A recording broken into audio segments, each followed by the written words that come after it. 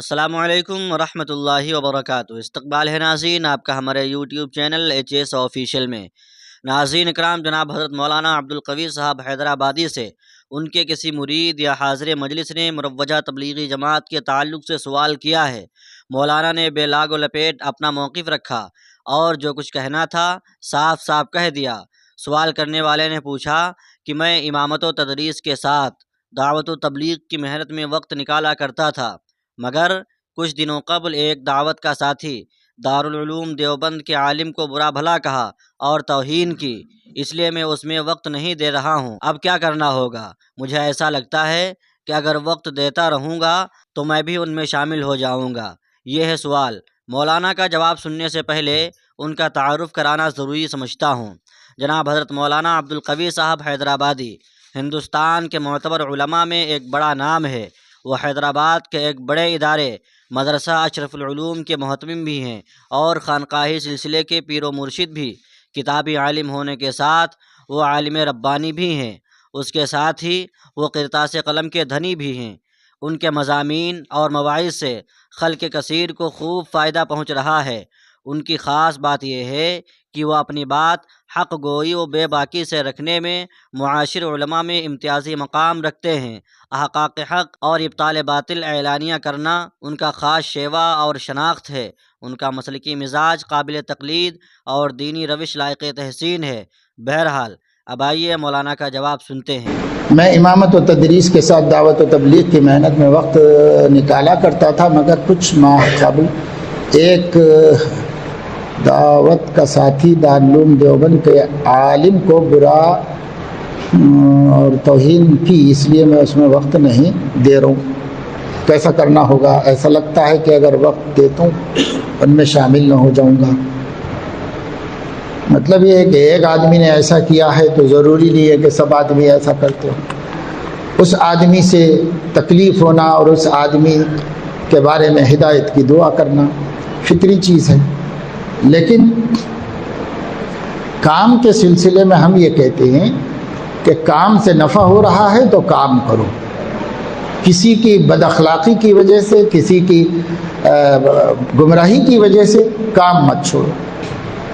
لیکن جہاں تک ہمارا تجربہ ہے وہ یہ ہے کہ کام سے نفع کم اور نقصان زیادہ ہو رہا ہے اس دور میں۔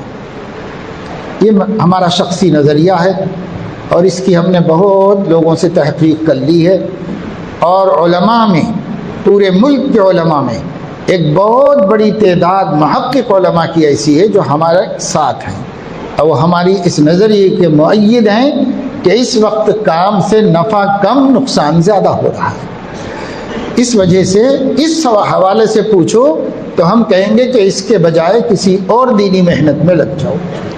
اپنی دنیا بناتے رہو، مکتب چلاؤ، بچوں کے ایمان کی حفاظت کرو، لوگوں کو بستی میں امر بالمعروف نہی عن المنکر کرو، یہ کرو، لیکن خاص اس کام کے ساتھ جو ہے جڑ کر اپنا ٹائم ضائع کرنے کے علاوہ کچھ بھی نہیں۔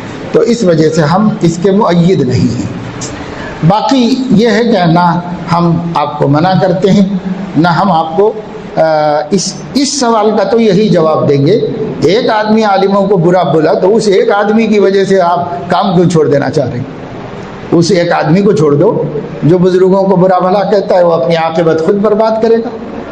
لیکن مسئلہ یہ ہے کہ وہ ایک آدمی تھوڑا ہی ہے، ہر ایک کا یہ ذہن بن گیا ہے کہ علماء کیا کر رہے ہیں، ہر ایک کا یہ ذہن بن گیا ہے۔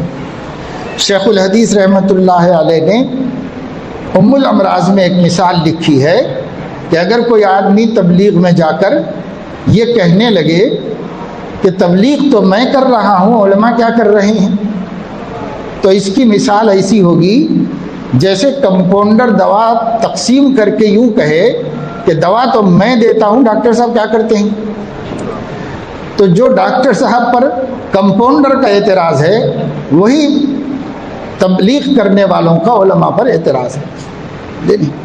اس لیے وہ کسی غلط فہمی کے شکار ہو گئے اور اپنے کاموں کو دین سمجھ کر کسی خوش فہمی میں مبتلا ہو گئے۔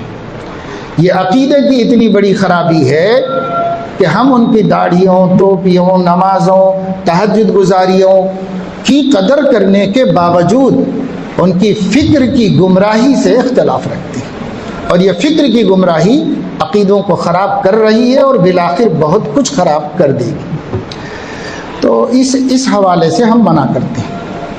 اور باقی جس حوالے سے آپ نے پوچھا ہے تو وہ تو کوئی معقول بات نہیں ہے کہ ایک آدمی کی غلطی سے سب آدمی، یہاں سبھی کا یہی حال ہو گیا ہے، سب ہی یہی سوچ رہے ہیں، الا ماشاء اللہ ہو سکتا ہے کچھ ایسے تبلیغی حضرات ہیں جو علماء سے بھی جڑے ہوئے ہیں، ان لوگوں کی فکر میں پھر بھی اعتدال ہے، لیکن باقی سب کا حال یہ ہے کہ وہ بہت بڑی گمراہی میں مبتلا ہیں اس وقت میں، اور یہ گمراہی نہایت قابل فکر ہے۔